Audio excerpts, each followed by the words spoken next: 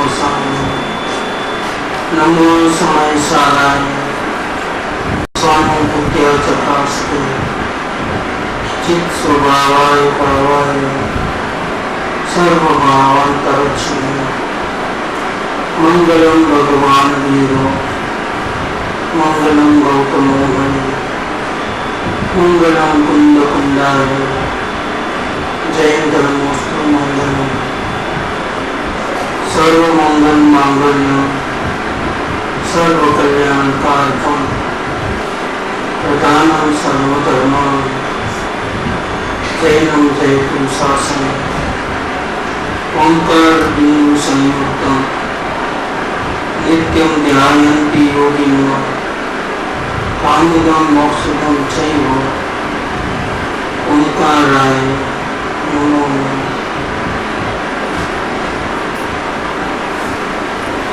आज अपन प्रश्नोत्तरी का सेशन रखते हैं, कल नहीं रखा था। इनको जो प्रश्न करना है कर सकते हैं।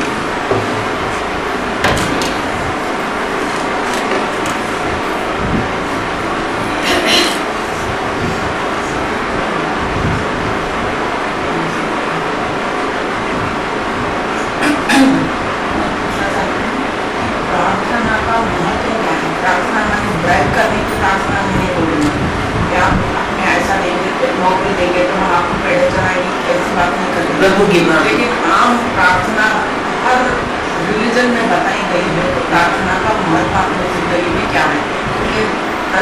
एवरीबॉडी, छोटे बच्चे क्या ऐसा कैसे आप लोग उसका महत्व क्या है? प्रार्थना का महत्व क्या है, प्रार्थना का मतलब क्या है? हर एक धर्मों में स्तुति प्रार्थना, अपने इष्ट देव को नमस्कार पूजा भक्ति वगैरह किया जाता है। बचपन से हम जिस कुल में पैदा होते हैं उस धर्म के जो रीति रिवाज होते हैं, जैसे कोई हिंदू धर्म में पैदा हुआ तो राम कृष्ण शंकर आदि को बच्चों को यही सिखाया जाता है कि यही हमारे भगवान है और उनको नमस्कार करना है। जैन कुल में पैदा हुआ तो तीर्थंकर महावीर आदि और नमस्कार मंत्र वगैरह करके प्रार्थना करने को बोलते हैं। प्रार्थना करने का कारण क्या है, इसका क्या मतलब है?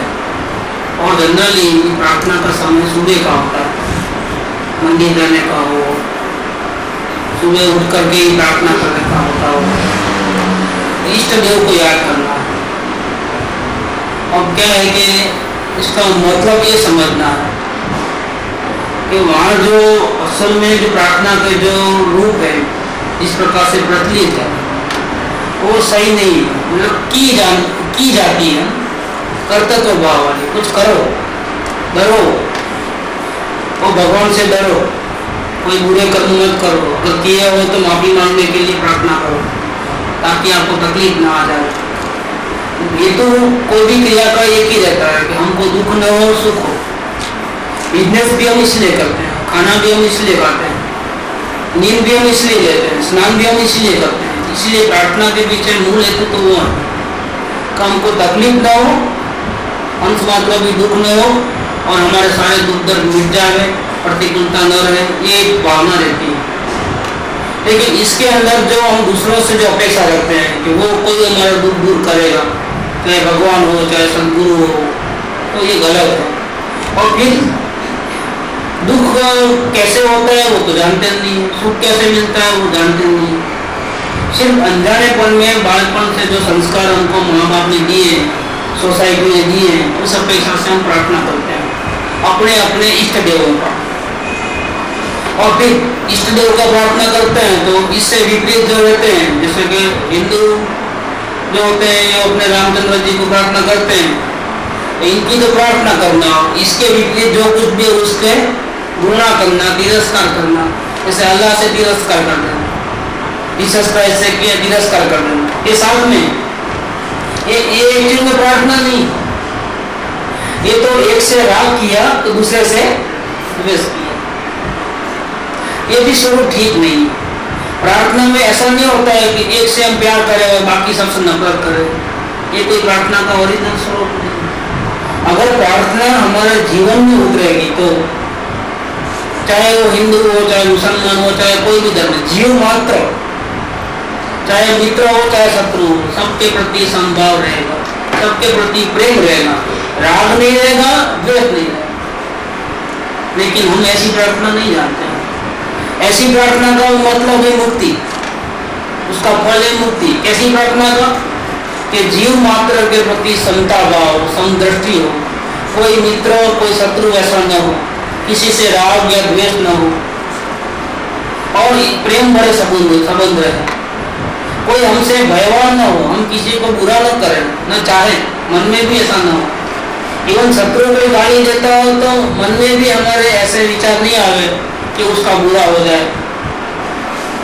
ये जीवन में जो ऐसे संस्कार घट जाते हैं तो उसकी प्रार्थना तो दिन ब दिन चलती रहती है और उसका फल है मोक्ष।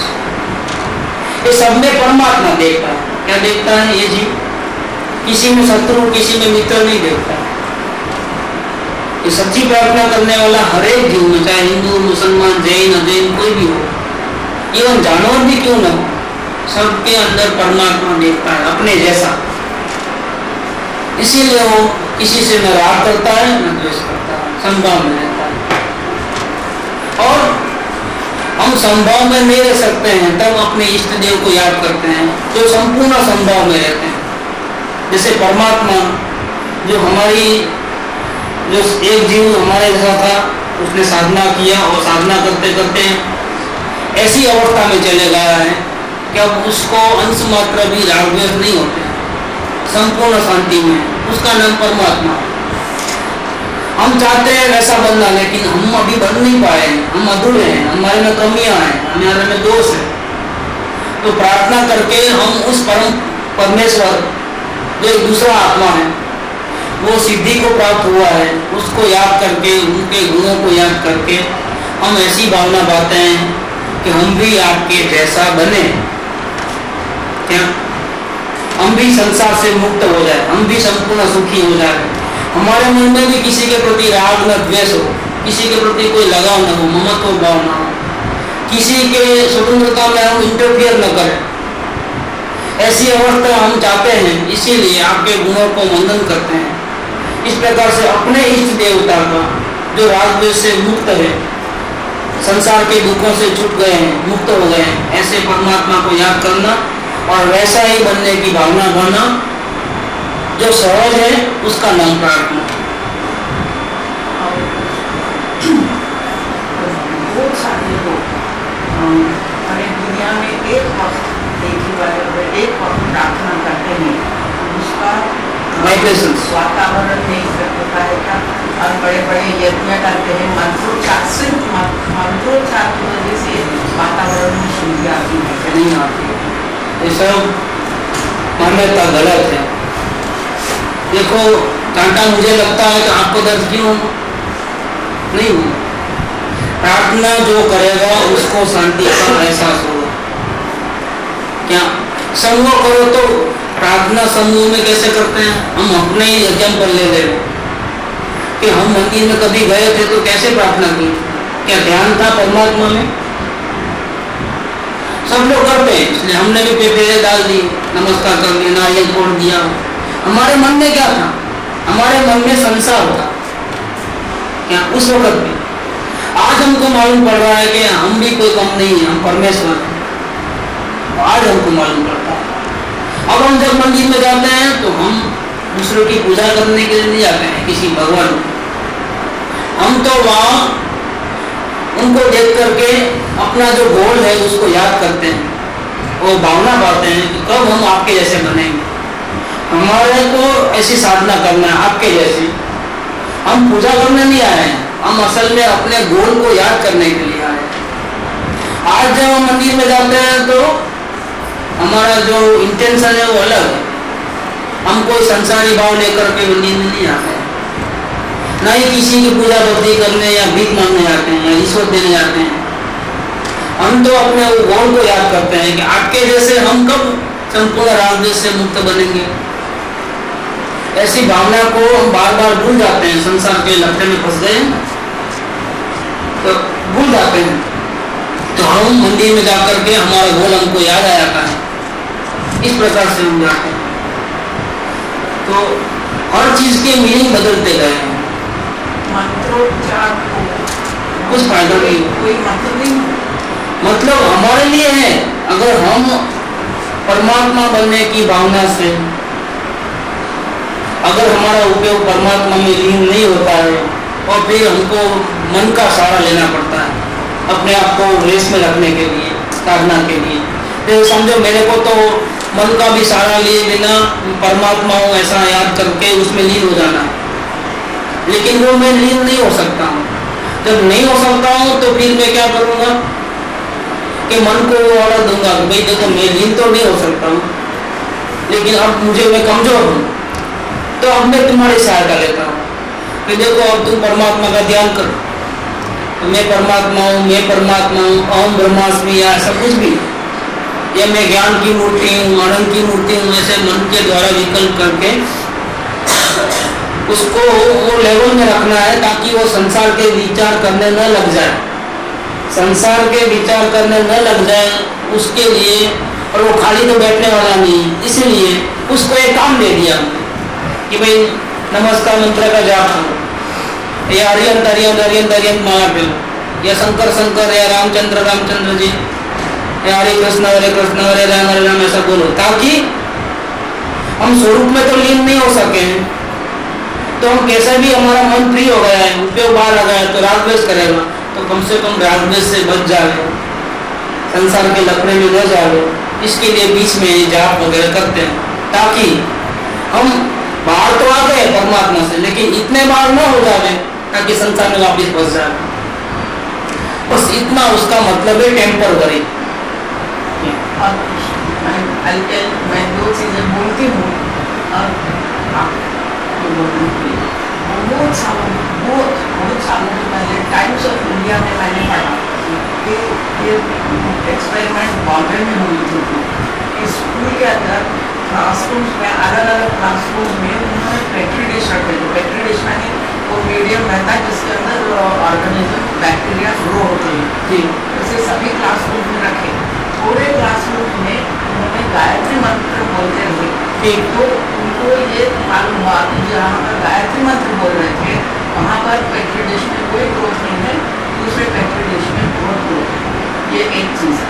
दूसरा, कोई गुजर गए थे तो they are connected with Arya Samaj, तो 10वें दिन या 2 दिन को आर्य समाज लोग आ रहे थे। उन्होंने कहा क्या हो रहा है इसमें, हम होम करने वाले हैं।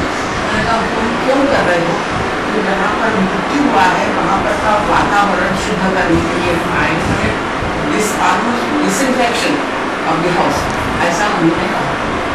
ठीक है, तो कहने का मतलब वातावरण का असर होता है, ऐसा लोगों को अनुभव है ऐसा। और एक चीज ट्रिनिडैड में थोड़े बच्चों को गायत्री मंत्र बोलने के लिए कहा, वो बच्चों का थोड़े दिनों के बाद उनका स्कूल में का परफॉर्मेंस बहुत अच्छा रहा compare to the other children. Yes, ये 3 चीजें देखो कोई भी मंत्र पढ़ते हैं तो मन शांत हो जाता है, मन भागलदौड़ी नहीं करता है, संसार के कितने सारे पदार्थों में नहीं उलझता है और एक पर्टिकुलर सेंटर पे केंद्रित हो गया है। तो मन खाली है, जब मन खाली है तो उसमें स्टोरेज कैपेसिटी ज़्यादा है, उसकी शुद्धता ज़्यादा है। तो उसमें जब हमारे पास कैपेसिटी खाली घर है माइंड, और हमको अगर चॉइस मिलता है और हमारा विवेक जागरूक है, तो हम कौन सी चीज़ें भरेंगे, बुरी चीज़ भरेंगे या अच्छी चीज़ भरेंगे। नेचुरली कोई क्रोध को चाहता नहीं, कोई दुर्गुण को चाहता नहीं, मन खाली है, तो हम जो भी इस्तेमाल में आने वाली अच्छी चीज़ें ही भरेंगे। इस प्रकार से ऑटोमेटिकली मन पहले खाली होना पड़ता है, शांत होना पड़ता है। मन को शांत करने के लिए ये बाह्य आलम्बन जो है, तो भगवान का, रामचंद्र जी का, या कृष्ण भगवान का, या शंकर का, या महावीर का, या नमस्कार मंत्र का, या गायत्री मंत्र का, ऐसा आधार लेते हैं। इसके पीछे मन को शांत कर रहे हैं, संसार से उलझना नहीं, संसार से नहीं उलझता है तो मन खाली हो जाता है। मन खाली हो जाता है तो फिर वो अच्छी चीज़ें करता है, अच्छी चीज़ों को लेता है, उसका परफॉर्मेंस बेटर होता ही है। अवलोकन करने वाले को टाइम की बहुत वैल्यू हो जाती है। जो अवलोकन सही करता है वो ज़्यादा बेकार की बातों में नहीं उलझ जाता है, क्योंकि वो अलर्ट है। अवलोकन माने अलर्टनेस, जागृति। तो संसार के हर प्रसंग में भी हमको महसूस होता है कि अगर हम यहाँ अवलोकन सीखते हैं, जागृति में रहना सीख जाते हैं, तो संसार में कितनी सारी बेकार बिना वजह जिसके बिना हम चल सकते हैं, चला सकते हैं, ऐसी बहुत सी क्रियाएं हमारी, बहुत से वार्तालाप हमारे अपने आप कैसे कंट्रोल में आ गए हैं वो आप महसूस कर सकते हो। आप एक 3-4 महीने पहले की आपकी लाइफ और आपकी लाइफ में आप कितना चेंजेस कर सकते हो, देख सकते हो। तो बिना वजह फालतू की बात करना अच्छा नहीं लगता, बिना वजह लोगों को मिलना अच्छा नहीं लगता। शांति, पीसफुलनेस चाहिए, कहीं उलझना नहीं, ये हमारे में चेंज आता है, ये जागृति के कारण। तो गायत्री मंत्र हो या कोई भी मंत्र हो, अगर हम मन को शांत कर लिए, उलझने नहीं दिया जाता, तो उसका इफेक्ट हमारे को आता ही। जितना मन उलझेगा, उठापटक हेरा फेरी करेगा, उतना प्रॉब्लम है। और जितना मन उलझेगा नहीं, शांत बैठे रहेगा, उतना हमारे को ऐसा लगेगा कि कसाय मंद हो गए, कसाय तीनों नहीं मंद। उन्होंने जो पहली बात बताई थी कि इस प्रकार से क्लासरूम में जो चमत्कार हो, ऐसा कुछ मतलब चमत्कार प्रार्थना से तो जनरली ऐसा होता नहीं है, या वो इंटेंशन से होता नहीं है। मतलब प्रार्थना में ऐसी कोई शक्ति नहीं है कि वो कुछ ऐसा कुछ चमत्कार। प्रार्थना में वो शक्ति है कि अगर आपका उपयोग परमात्मा में लीन नहीं होता है तो आप उसका सहारा अगर लेते हो क्या, अगर शांति चाहिए तो लेना ही है, तो वो आपको संसार में उलझने से बचाए। और दूसरे जो कषाय है अपने अंदर में, तो शांत हो, वो शांत होते हैं, कषाय शांत हो, उसके आगे परफॉर्मेंस अच्छा होगा, इसका रिजल्ट अच्छा है। रिजल्ट में अच्छा है कि क्रोधमान माया लोग डर जाते हैं, तो फिर जितना कषाय कम होता है उतना फायदा ही।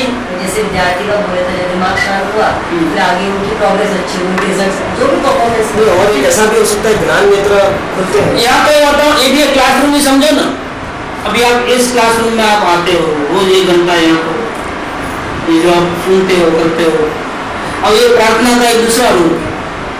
ये स्वाध्याय करना, भक्ति करना, या ज्ञानियों के वचन सुनना, महापुरुषों के कहने का आशय समझना, ये सब क्या है, प्रार्थना का एक रूप है। कि इस वक्त हम जब उपयोग लगा करके शांति की भावना से सुनते हैं, तब क्या होता है, संसार के सारे कार्य से, भूतकाल भविष्य के प्रपंचों से हम दूर हो जाते हैं, तो हमारा मन ऑटोमेटिक शांत हो जाता है। फिर हम अकेले नहीं, साथ में और भी 30-40 जने वही काम करते हैं, तो इसका एक एटमॉस्फेयर क्रिएट होता है। लेकिन एक क्रिएट होता है ऐसा नहीं है, वो इंडिविजुअल क्रिएट होता है, इंडिविजुअल होकर के भी जत्था है। लेकिन आपको अच्छा लगता है इसलिए उनको भी अच्छा लगता है, वो तो उसके भावों के ऊपर निर्भर है। वातावरण का असर सबको असर करता है, ऐसा नहीं। बच्चों को जो अपन सिखाते हैं, हम लोग सिखाते हैं कि भाई ये बोलो, आने के पहले प्रार्थना या उठते प्रार्थना, इससे अहंकार भी तो उतर जाता है अपनी का, कि भाई तुम नहीं है करने वाला, कोई तुमको दे रहा है, ठीक है, तो अहंकार उतर जाता है। इसलिए बोलते हैं कि prayer does not change things, but prayer changes people who change. Yes yes, बड़ा हमारा ईगो, प्रार्थना करते हैं तो हम नीचे के स्थान में बैठे हैं, हमारे ऊपर के स्थान में कोई है, या सदगुरु है, या फिर इष्ट देवता है, कोई भी हो जो हमारे से ऊपर है, उसके हाथ में बहुत शक्तियाँ हैं, हमारे में, हम उनके सामने कुछ नहीं है, ऐसा हमारा अभिमान के ऊपर चोट पड़ती है। प्रार्थना से ये फायदा है कि हमारा एक दुर्गुण है, ईगो, अभिमान, कर्तव्य भाव, वो हमारा खत्म होता है। और ईगो खत्म होता है तो नेचुरली हमारा दुर्गुण खत्म होता है, तो गुणों का विकास होता है। और गुणों का विकास अपने में होता है तो उसका शांति का एहसास, शांति माने मंद दशा है की शांति, उसका एहसास होता है।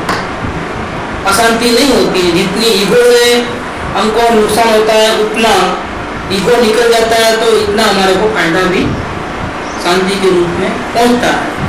लेकिन ये सब भेद है ना, कसाय की तीव्रता, कसाय की मंदता के हैं, उसको ये दोनों को प्रार्थना हो या न हो, इसको आत्मा को कोई फायदा नहीं।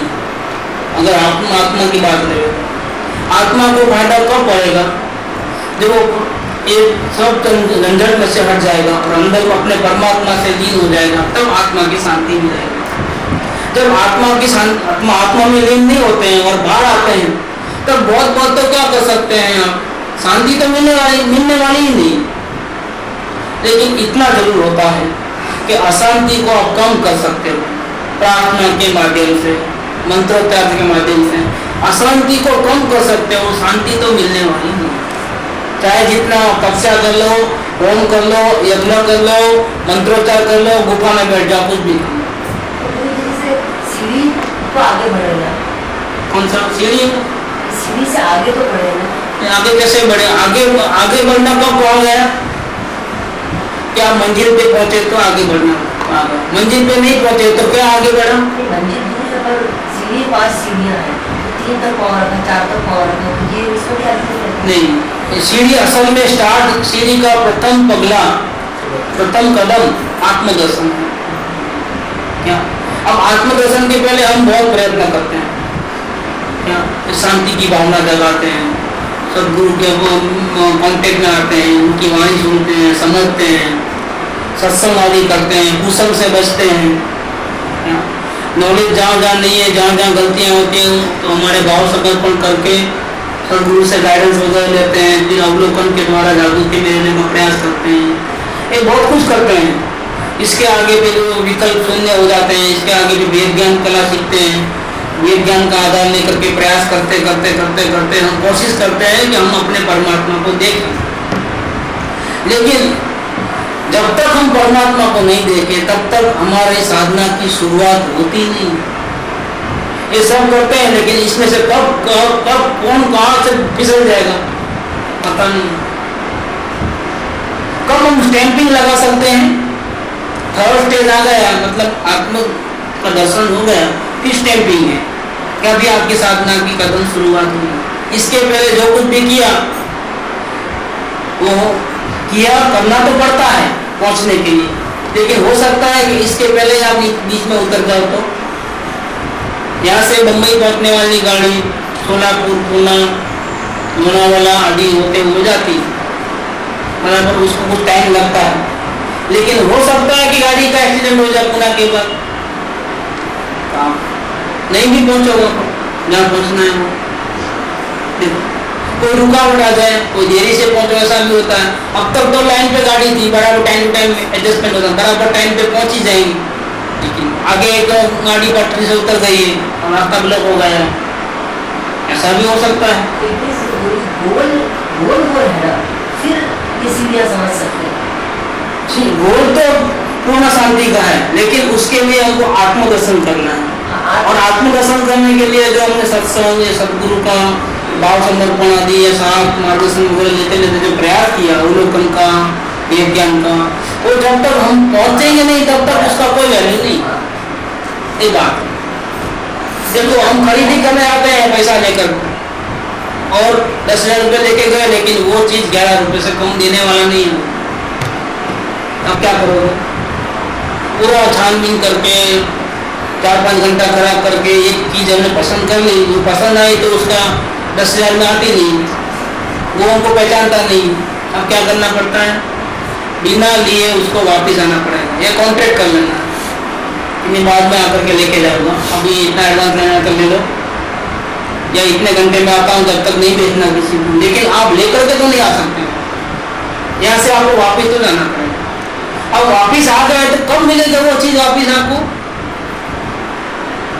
कि जब आप पूरे अमाउंट 11,000 रुपये लेकर जाओगे और वो बिजनेस अवर्स में पहुंचोगे तो आपको दे सकते।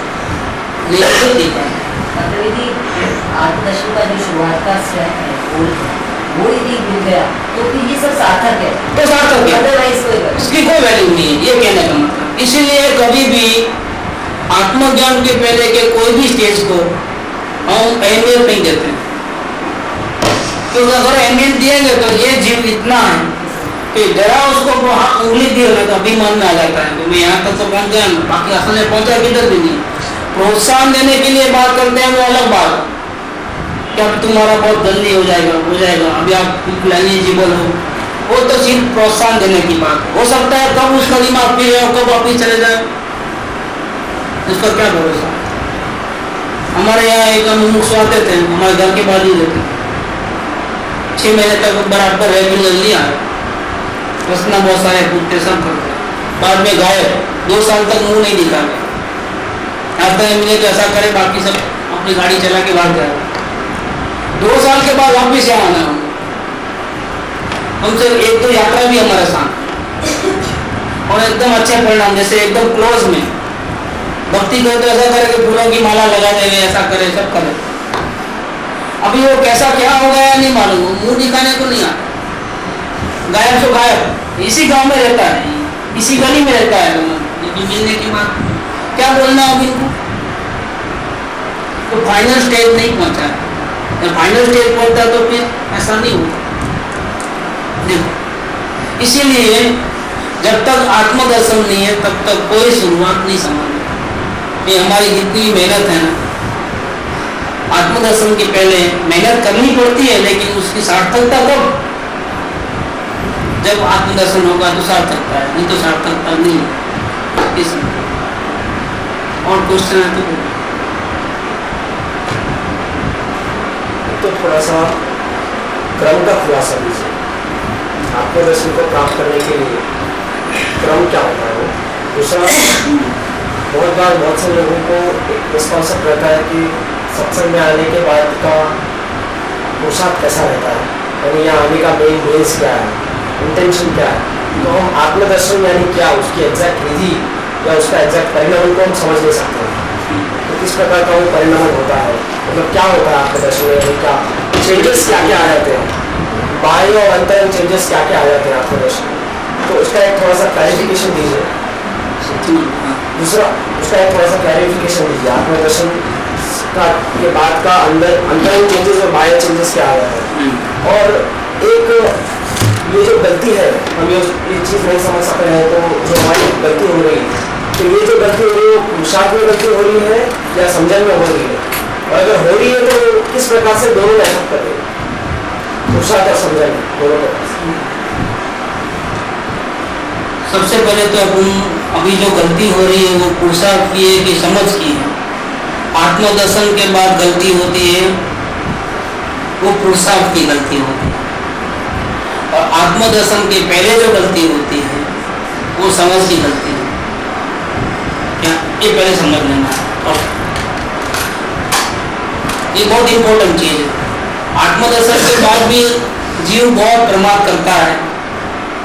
क्या जब तक वो मुनि नहीं बनता है तब तक उसको प्रमादी जीव कहा गया है। आत्मदर्शन के बाद भी शुरुआत तो हो चुकी साधना की, लेकिन इतना स्लो जाता है और अभी भी इतने रागद्वेष है जैसे अज्ञानी से भी बढ़कर समझ कभी कभी। तो ये क्या समझना, ये समझ की कमी नहीं, समझ बराबर है, उसको पता है कि मैं गलती कर रहा हूँ, लेकिन वो उसका आगे नहीं बढ़ता है तो ये उसका पुरुषार्थ की गलती है। समझ की कोई गलती नहीं, समझ में तो सब आता है, उसको सब मालूम है कि इसका क्या फल होने वाला है और मैं सही कर रहा हूँ कि गलत कर रहा हूँ, सब मालूम है। आत्मज्ञान की बात, लेकिन आत्मज्ञान के पहले ये जीव कुछ भी करे, सारा दिन मंदिर में बैठा रहे, नग्न दिगंबर हो जाए, उपवास करे, ब्रह्मचारी बने, जो भी कुछ भी करे, सब शास्त्रों का अभ्यास करे, तो भी उसको समझ नहीं है। समझ नहीं होने के कारण वो सब कुछ करते होने पर भी एक आश्चर्य की बात है कि उसको स्वयं कौन है उसका ही पता नहीं है, स्वयं परमात्मा है उसका ही उसको पता नहीं है। सारी दुनिया को तो जान लिया है, व्रत पचकान उपवास आदि सब करता है, वैराग्य जबरदस्त दिखता है, क्रोधादि भाव नहीं है बिल्कुल, फिर भी उसको अकल नहीं है, समझ नहीं है, और खतरा समझ से है। समझ ठीक होना चाहिए। अब अपन क्रम की बात ले रहे, सबसे पहले ये जो समझ ठीक करने के लिए, ताकि आत्मदर्शन हो, उसके लिए सबसे पहले हमको शुरुआत कहाँ से करना है। तो हम कोई भी कार्य संसार के अंदर करते हैं वो दुखी होने के लिए करते हैं कि सुखी होने के लिए। तो ये जो सत्संग आदि हो या कुछ भी हो, गुरु से कांटेक्ट रखना, समझना, विचार मंथन करना, जो भी करना, नॉलेज हासिल करना, इसके पीछे भी हमको शांति का ही बेज होना चाहिए। शांति चाहिए, नॉलेज नहीं चाहिए। क्यों कि शांति के चाहने रखेंगे, टारगेट रखेंगे तो नॉलेज तो फ्री में मिलेगा कि जिसको शांति चाहिए उसको अपनी अशांति का पता है, और कोई भी जीव अशांति में रहना नहीं चाहता है। कैसे बताओ कि मुझे रोग मिटाना है, ऐसा जिसको नक्की हुआ है माइंड में, उसको पता है कि उसको कौन सा रोग है, नाम नहीं जानता हूं लेकिन उसकी पीड़ा का अनुभव तो करता है। जैसे पेट में दर्द है, अब गैस के कारण है कि अपेंडिक्स का है कि दूसरा कोई गीठी है अंदर में या क्या है, वो हमको नहीं मालूम, लेकिन दर्द है, दर्द का पता है तो हमको एक भाव उत्पन्न होता है कि दर्द को मिटाना है। दर्द को मिटाने का भाव किसको होता है? रोगी को होता है कि निरोगी को होता है? रोगी को होता है, जिसको ये पता है कि मैं दुखी हूँ, राग द्वेष करके, क्रोधादि भाव करके मैं बहुत अशांत हूँ और मुझे शांति चाहिए, ऐसा जिसका लक्ष्य है वो बेज है।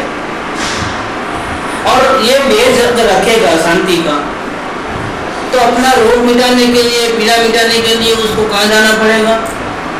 तो नेचुरली वो कोई ऐसे आत्मा को ढूंढेगा जो उसको उपाय बताएगा, जो मास्टर है, जो दर्द का जानकार है, लोग दर्द को कैसे दूर करना उसकी विधि जानता है, तो उसको हम डॉक्टर कहते हैं, तो डॉक्टर के पास जाओ। ऐसे सर्व प्रकार के दुखों से छूटने का जो मास्टर की है वो किसके पास है? डॉक्टर के पास नहीं है। डॉक्टर तो सिर्फ शरीर का इलाज करता है, उसमें भी कभी कभी प्रॉब्लम ये होता है कि हमको आंख में दर्द है और डॉक्टर के पास जाते हैं तो डॉक्टर बोलता है मेरा काम नहीं। डॉक्टर तू है ना, तू पढ़े हो ना, है, लेकिन आपको आंख का तो आई स्पेशलिस्ट के पास जाओ, मेरे पास नहीं। देखो इसमें भी डिपार्टमेंट्स बहुत है, आई स्पेशलिस्ट अलग, ईएनटी अलग, गैस्ट्रोएंटरोलॉजिस्ट अलग, क्या सब क्या गायनेकोलॉजिस्ट अलग, कितने कितने डिपार्टमेंट्स हैं, वो सब लोग नहीं कर सकते वो कार्य। जबकि सदगुरु के पास आ जाओ आपको कोई भी रोग बताइए, चाहे शारीरिक हो, चाहे मानसिक हो, चाहे कोई भी हो, आपको जिससे अशांति होती हो उसका कोई भी पॉइंट बता दीजिए कि दो भाइयों का झगड़ा हो या वाइफ हस्बैंड का झगड़ा हो या बच्चों का प्रॉब्लम हो या कोई भी ऐसा कोई भी जिससे आपका चित्त अशांत रहता है, ऐसा कोई भी प्रॉब्लम लेकर जाओ, सदगुरु के पास सब दवा की एक दवा है, सारे सुखों का रास्ता खुल जावे, ऐसी दवा।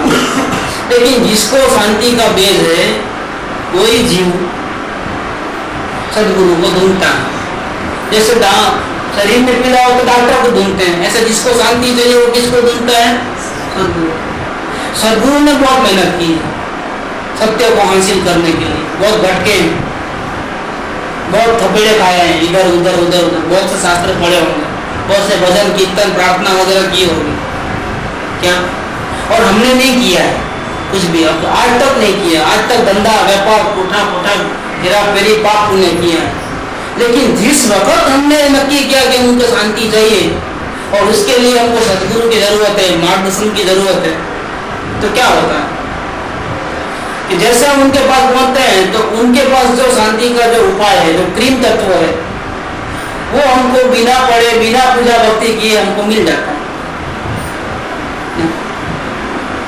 अगर ज्ञान के इरादे से जाओगे तो सदगुरु को 20 साल लगे हैं, तो हो सकता है आप में कम बुद्धि है तो 50 साल लगे, वो ज्ञान लेने जाओगे तो शांति कैसे मिलती है? अगर वो इरादा लेके जाओगे तो घंटे भर का काम, घंटे भर में आपको मेन बात समझा देंगे, उसके ऊपर अमलीकरण करो, आपका रास्ता खुल जाता है।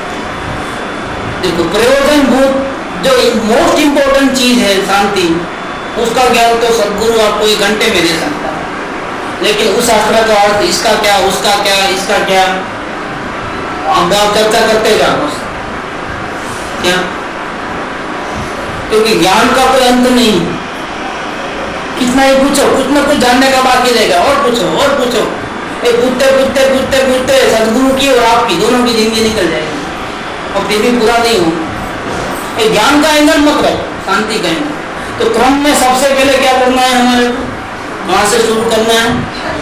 शांति चाहिए। जैसे संसार में भी हम हर कार्य शांति के लिए करते हैं, लेकिन वो टेम्परवरी है। और यहाँ हम जो शांति का काम करते हैं, यहाँ जो प्रवेश किया है हमने सत्संग में या किधर भी, ये सदगुरु के पास, उसमें एक गोल आप पहले फिक्स करना पड़ेगा कि मुझे परमानेंट शांति चाहिए। बस ये परमानेंट शांति चाहिए, ऐसा गोल अगर है तो सदगुरु के वचन इस काल में आएंगे और इस इधर से निकलेंगे नहीं। इस काल में आकर के बुद्धि में नहीं बैठेंगे, याद तो रहेगा लेकिन काम तो कभी नहीं हो रहा, आगे तो नहीं बढ़ रहे, ऐसा भी नहीं हो। अगर एकमात्र परमानेंट शांति का गोल है तो सदगुरु के वचन आप सुनोगे, बुद्धि में समझोगे भी और घर पे जाकर के प्रैक्टिस करोगे और उसका लाभ भी आपको, और जैसा लाभ मिला तो पता चल गया कि जिसके वचन मैंने सुने और जिसके वचन से हमने जो सलाह के अनुसार कार्य किया तो हमको हमारे प्रॉब्लम कम हो गए, हमको शांति महसूस होती है। तो क्या होता है, ये जो आदमी है जिसके वचन हमने सुने वो जरूर बहुत एक्सपीरियंस आदमी है, उसको शांति का पता है। वास्तव में यही सदगुरु है जो हमको अज्ञान अंधकार में से दिव्य प्रकाश में लेके जाएगा, ज्योति हमको रास्ता दिखाएगा। हमारे चारों ओर दुनिया अंधेरी है, लेकिन इनके वचन सुनते ही, उनका अमलीकरण करते ही हमको अभी लगता है कि हम भी सुखी हो सकते हैं। हमारे अंदर में चेतना में एक नई आशा का संचार हुआ है। जिंदगी जीने जैसी नहीं लगती थी, बोझ हो गया था एक प्रकार, लेकिन अब लगता है कि हम भी सुखी हो सकते हैं। प्रकाश की किरण हमको भी मिल सकती है। हमारे चारों ओर घना अंधकार है, लेकिन दीपक की रोशनी हम भी जला सकते हैं। तो ये जो हमको अंधेरे में से उजाले में लेके जाता है, ये कोई ऑर्डिनरी नहीं है, ये सदगुरु है। तो क्या होगा कि जैसे प्यासे को पानी मिल जाए तो कैसा पकड़ लेता है, चांस मिस नहीं करता है, ऐसे ये भी सदगुरु के एक भी वचन को मिस नहीं करता है, पीछे लग जाता है, क्योंकि अभी पहुंचा नहीं है ना, अभी तो थोड़ी झलक मिली है। और तो फिर उसके आगे के रास्ते के लिए उसको अंदर में अपने आप क्या होता है, भक्ति पैदा हो जाती है। तो शांति का टारगेट सदगुरु का ढूंढना, उनका मिलना, उनके वचन सुनना, उनके वचन के अनुसार हम प्रैक्टिस करना। लाभ हुआ तो भक्ति आना, वो करते नहीं है भक्ति आती। उनको रिक्वेस्ट करना, प्रार्थना करना, उनसे कुछ डिमांड करना, ये सब ऑटोमेटिक है,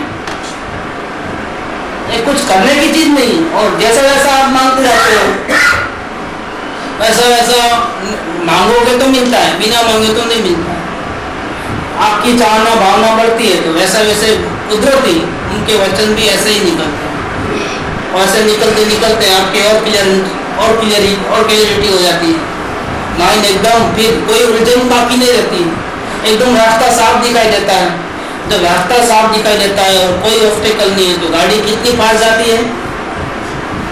और फिर आगे जो प्रैक्टिस करनी होती है वो कैसा होता है, रोते रोते थोड़ी करते हैं, तो पैरों में जान आ जाती है।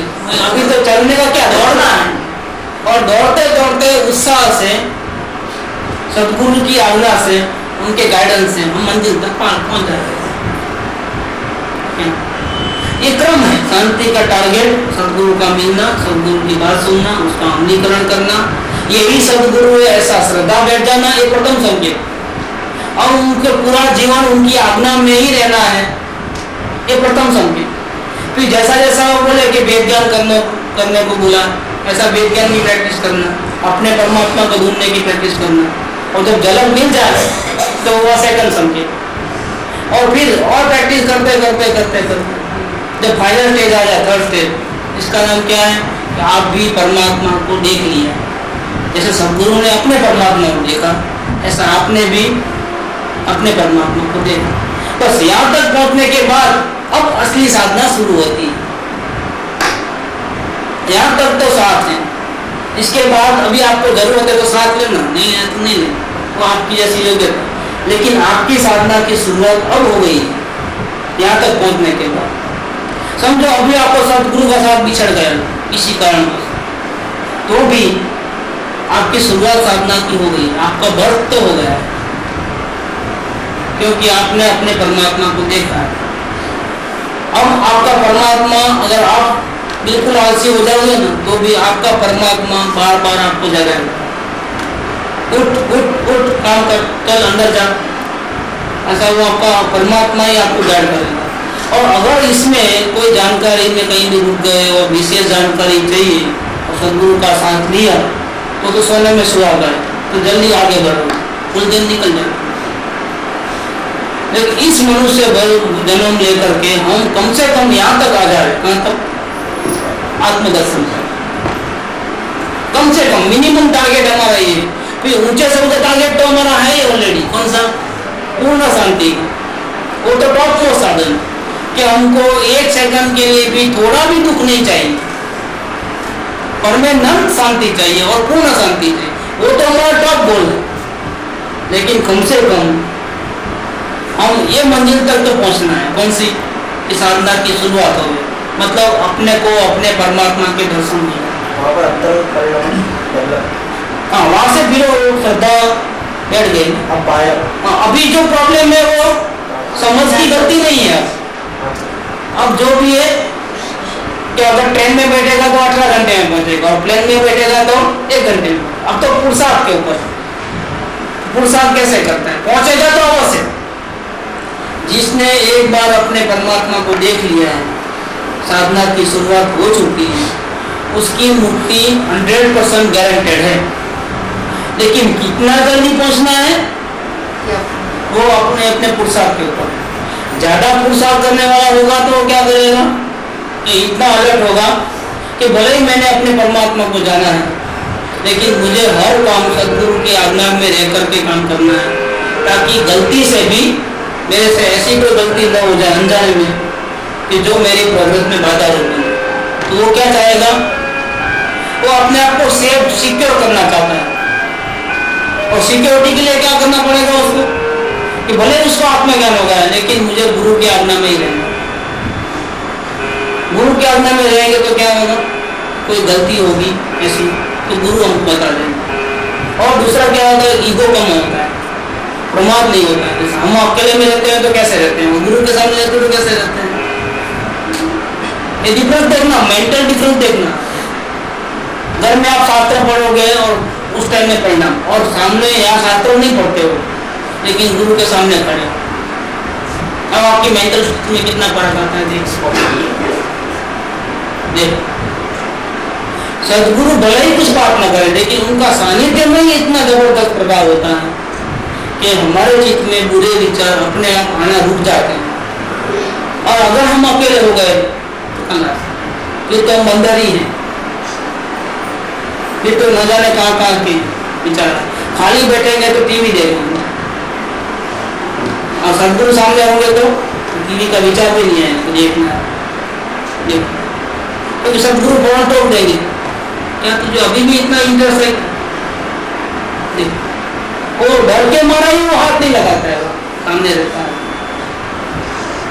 कभी कुछ गुस्सा करेंगे मेरा, कुछ ना कुछ कमेंट करेंगे बस, और कमेंट से बहुत डर लगता है। सदगुरु के कमेंट से इतना डर लगता है, इसलिए हम अपने आप कंट्रोल में रह जाते हैं। सदगुरु थोड़ा बोलते हैं ऐसा मत करो ऐसा मत करो, लेकिन हम ही कंट्रोल में आ जाते हैं ऑटोमेटिकली। समय दर्शन के पहले जो समझन की मूल रहती है वो घोषणा पे अफेक्ट करती है। समय दर्शन के पहले, आत्मदर्शन के पहले जो भी समझन की मूल रहती है मतलब वो घोषणा पे अफेक्ट करती है। आत्मदर्शन पा लिया है तो पुरुषार्थ में इफेक्ट इस प्रकार से करते हैं कि जानकारी जितना ज्यादा है उतना तो आपको सरलता से आगे बढ़ सकते हो। जानकारी नहीं है तो थोड़ा आपको उलझना पड़ता है, पूछते पूछते जाओगे। और अगर कोई एड्रेस हमको मालूम है, एक दफे गए हैं तो हम सीधा पहुंच जाते हैं, और एड्रेस नहीं मालूम है तो क्या होगा, तो हमको भटकना पूछना पड़ेगा, 2-4 आगे पीछे होने के बाद मिल जाएगा। कभी लक अच्छा हुआ तो फर्स्ट टाइम नहीं मिल जाए पूछते, और कभी नहीं हुए तो पटना। तो अपना रास्ता खुद को ढूंढना पड़ेगा। नॉलेज बहुत काम का है, नॉलेज एक प्रकाश है, और नॉलेज में आप क्या करोगे अगर है तो आपको आसानी होती है। तो ज्ञान दशा के बाद भी अगर आपके पास नॉलेज है, चाहे वो आपका हो चाहे सदगुरु से लिया हो, दो तरीके, या तो खुद ने अपने भटक करके जूते खा करके इकट्ठा किया अपने अनुभव से, तो वो एक नॉलेज है। दूसरा, हम भटके नहीं है लेकिन हम सदगुरु को साथ में रखे हैं हर पल, हमको नहीं मालूम कुछ भी प्रॉब्लम आया पूछ ली, तो उनके इतने सारे भटक करने के बाद का जो एक्सपीरियंस है वो हमको फ्री में मिल जाता है। तो क्या होता है, या तो हम खुद एक्सपीरियंस वाले हुए हैं या तो फिर हमको गाइड की जरूरत है। दो में से अगर एक रहा तो हमारी यात्रा जो है आगे की बहुत स्पीडली आगे बढ़ सकता है, और नहीं है तो क्या नहीं पहुंचोगे, लेकिन उसके लिए आपको पुरुषार्थ ज़्यादा करना पड़ेगा और भटकने में टाइम भी ज़्यादा हो सकता है, जा सकता है। लेकिन समझन अगर प्रॉपर नहीं है और सदगुरु को साथ में नहीं रहता तो पुरुषार्थ को अफेक्ट तो करेगा, देर से पहुंचता है। कभी कभी ऐसी भी गलती होती है जीव और लोग टूटा अवलोकन से निरंतर अवलोकन में नहीं आ सकता है, या निरंतर अवलोकन से सदगुरु को पहचान नहीं सकता, या ये दोनों के बीच में समय ज़्यादा निकलता है। सदगुरु को पहचानने के बाद में भावासन में ज़्यादा समय निकल जाता है, या भावासन के बाद अनुभूति में ये समय निकल जाता है बार बार, ये जो उसका इसका गैप लंबा रह जाता है। लंबा होने का एक ही कारण है कि वो अपने भाव को ठीक तरह से व्यक्त नहीं करता है, सर्वभाव समर्पण नहीं करता।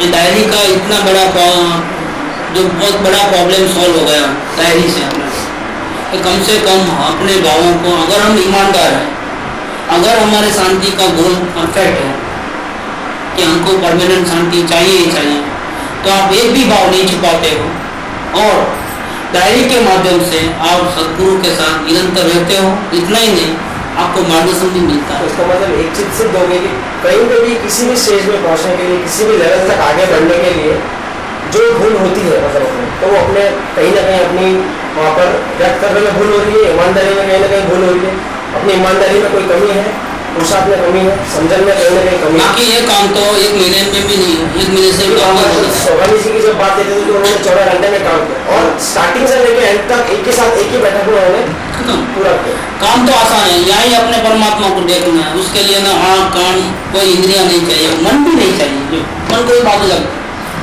सोचना नहीं है कि मैं परमात्मा, फील करना है कि मैं परमात्मा। कितना आसान है। अंधा बहरा लूला लंगड़ा मंद बुद्धि वाला वो भी पा लेता है आत्मा, नहीं आता है वो ना। दर्शन दो घनश्याम हुई अखियां प्यासी, अंधा पहुंचे काशी रे, अंधा देखे लंगड़ा पहुंचे चलकर काशी रे। ऐसा मार्ग कि वहाँ परमात्मा के दर्शन करने के लिए मार्ग में कितनी भी कमियां, कोई जरूरत नहीं, वहाँ एज बार नहीं है, बस बच्चे बूढ़े का भी कोई भेद नहीं है। बहुत ज्ञान हुए तो होगा नहीं तो नहीं होगा, ऐसा भी जैन अजैन का भेद नहीं है, तिर्यंच का और मनुष्य का भी भेद नहीं है, तिर्यंच भी पा लेता है। जानवर भी अगर ये भगवान की वाणी सुने तो समझ करके अंदर में उतर जाता है, उसको आत्मज्ञान हो सकता है। डायरी में भी भाव व्यक्त पूरी तरह से नहीं करते हैं तो हमारी शांति की भावना, अगर बोल नहीं सकते मतलब कोई प्रसंग बना हमारे तो उस टाइम हमको ऐसा मालूम नहीं रहता कि हम ऐसा भी नहीं बोल सकते कि हम पूरी तरह जागरूक थे और ऐसा भी नहीं बोल सकते हम अजागरूक थे। उस टाइम पे हम डायरी में लिखे क्या कि हम जागरूक थे या नहीं थे। अब हम सोचते कि जागरूक थे, वो बात भी हम पूरा 100% नहीं बोल सकते कि हम जागरूक थे। दोनों बात लिखना कि हमको नक्की नहीं होता है कि ऐसे प्रसंग में हम ऐसे थे कि वैसा, ऐसा लिखना। अब कैसा था वो हम लोग क्या करते हैं, लिखने के बदले क्या करते हैं, पहले हम अपने आप प्रयास करते हैं, हम ढूंढे कि हम जागरूक थे कि नहीं थे। इसके बदले तो हम जो हमको अनुभव में आ रहा है वो लिख दिया कि हमको ऐसा लगता है ऐसे प्रसंग बना। अब हम पूरे जागरूक थे कि नहीं थे हमको क्या मालूम, क्या हमको ऐसा लगता है कि जागरूक थे, हमको ऐसा भी लगता है कि हम अजागरूक थे, दोनों बातें लिख दो, खत्म हो गई बात। ऐसे इतना पंचायत करते हम पंचायत में जाते पहले हम नक्की करेंगे, पहले क्या बाद में लिखेंगे, तब तक तो लिखना ही नहीं होगा। दूसरा जनरली एक कॉमन भूल बहुत होती है कि कभी भी कोई भी चीज़ के लिए कुछ भी करना रहता है, धार्मिक लेवल हो या सांसारिक लेवल हो, कैसा भी कोई भी बाहर के प्रसंग हो या अंदर के प्रसंग हो, साधना के बात हो, हम बहुत जल्दी से खुद ही डिसीजन ले लेते हैं स्वच्छंद से कि ऐसे होना चाहिए। तो इसका मतलब ये हुआ कि आपके पास एक सुंदर अवसर है कि इतनी मेहनत के बिना आसानी से आप रास्ते से आगे बढ़ सकते हो। इसके बदले आपने एक दूसरा रास्ता चॉइस किया है। कौन सा? कि नहीं, मुझे गाइड को पैसा नहीं देना है, 100 रुपये गाइड को देना, सामने ही तो है, सब लोग जाते हैं तो मैं भी ले जाऊँगा साथ साथ, सब गुफाएं देख लूँ। और एजम्पशन जो करते हैं ये जनरली ऐसा होगा, मतलब ऐसा तो समर्पण भाव में तो कोई ये थोड़ा कटता है नीचे, कटाना ही नहीं।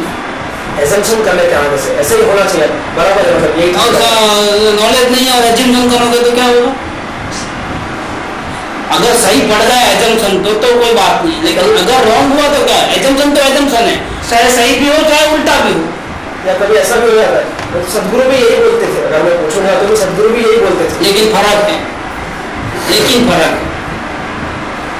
कैसे फर्क है? बहुत बड़ा फर्क है। जैसे अभी दिन का टाइम है और हम ऐसा समझेंगे अभी दिन रात एक ही दिन है तो सदगुरु क्या बोलेंगे? तो हम तो दिन ही बोलेंगे तो करेक्ट है ना, मैं भी जो सोच रहा हूँ वो दिन ही है, वो तो करेक्ट है, ऐसा करके वो, लेकिन फिर भी वहाँ पे जो गलती आती है वो कुछ ना इफेक्ट तो करती है। वो सदगुरु को पूछते हैं तो कर्तव्य भाव का अभाव होगा है, पहली बात तो ये बहुत बड़ा फायदा है। और अभिमान निकल जाता है, वो बड़ी बात है। अपने को सही बात होने पर भी हम रुकते कहाँ हैं और गलत बात होने पर भी हमारा प्रोग्रेस क्यों होता है? अगर कर्तव्य भाव है तो हमारा सही बात होने पर भी रुकावट है।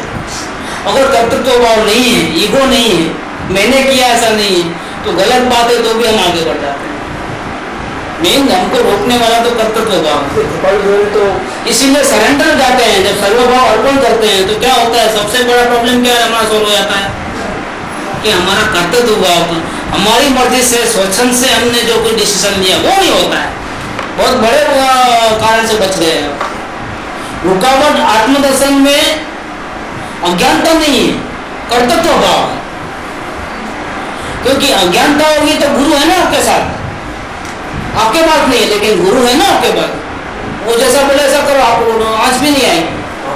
आम वृद्धि हो रहा है कर्तव्य, नहीं पूछते हो, नहीं कुछ गाइड लेते हो, इसके अंदर आपका स्वच्छंद अंदर में छुपा हुआ है, कर्तव्य भाव छुपा हुआ है और ये आपको बहुत रुकावट है, इसमें आपको मेहनत बहुत लगती है।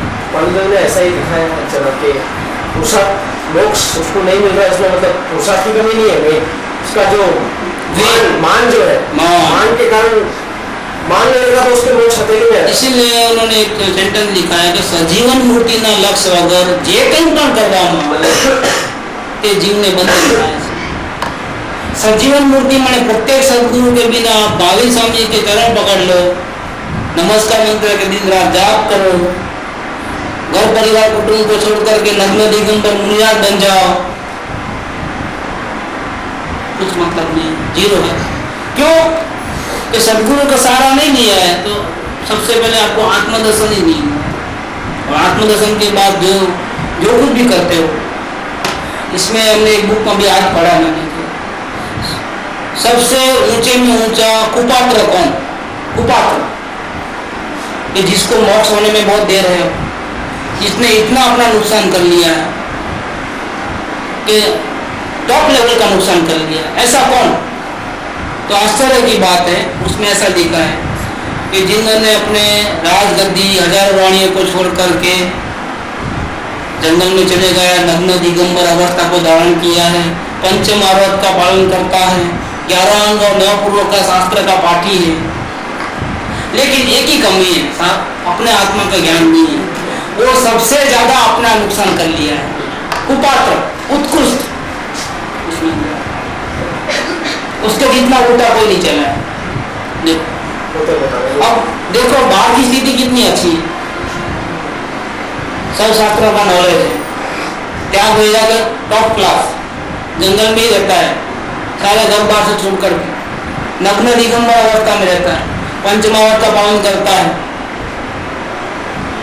मतलब सत्य महाव्रत, अहिंसा महाव्रत, ब्रह्मचर्य महाव्रत, अपरिग्रह महाव्रत और अचौर्य महाव्रत, 5 महाव्रत, अनुव्रत नहीं महाव्रत। उसने अपने आप का सबसे ज्यादा नुकसान किया है, उत्कृष्ट कुपात्र ऐसा नहीं है। और वही अगर सम्यक दर्शन के साथ है तो उत्कृष्ट पात्र है। जैसे सीढ़ी से हम चढ़ते हैं तो टॉप लेवल पे एक 15वें सीढ़ी पे पहुंच गए, ठीक है। अगर वहां से गिरे तो क्या होगा? जितने ऊंचे जाओगे उतना ज्यादा मार लगेगी। गिरे तो ये हाल, और चढ़ गए तो बहुत नजीक है, बस वैसा ही हाल। मैं तो आश्चर्यचकित हो गया कि ऐसा लिखा हूं, आज ही पढ़ा मैंने, सुना। उत्कृष्ट पात्र, मध्यम पात्र और लोएस्ट जगन्य पात्र। आत्मज्ञान के बिना संसार में भटकना वो जगन्य पात्र, उसका तो चांसेस है क्या अगर उसको सद्गुरु मिल जाए तो वो जल्दी से आगे बढ़े। लेकिन श्रावक हो, घर पचकर उपवास आदि करता हो, अनुव्रत का पालन करता हो, लोक में उसके धर्मात्मा के नाम की इज्जत हो, उसको अगर सद्गुरु मिले तो क्या मानेगा ऐसी बात? हाँ, तू क्या, तेरे में क्या है, मैं हूँ इतना बड़ा, मध्यम कुपात्र, जल्दी मानेगा क्या? वो आगे रखेगा। अवलोकन, क्या अवलोकन? देवगुरु शास्त्र की तरफ है भैया, वो यहाँ से फटेगा, इधर आके मरेगा, वो मानेगा नहीं। सरेंडर सीट में बाधा है। कुपात्र माने क्या? कुपात्र का मतलब क्या? सरेंडर सीट में बाधा, सरेंडर नहीं हो पाता है। और मुनियार को तो सरेंडर होने का सवाल नहीं है, वो तो बोलेगा तू कौन, तेरे से सीखूं मैं, तू कौन है यहाँ से चलते वक्त, मेरा जितना नॉलेज है क्या तुम्हारे पास? वो सद्गुरु के पास कभी नहीं आता, इसलिए उसको मुश्किल है। जिसको आत्मज्ञान नहीं है वो तो सद्गुरु के पास इजीली जाता है, संसार में भटकने वाला।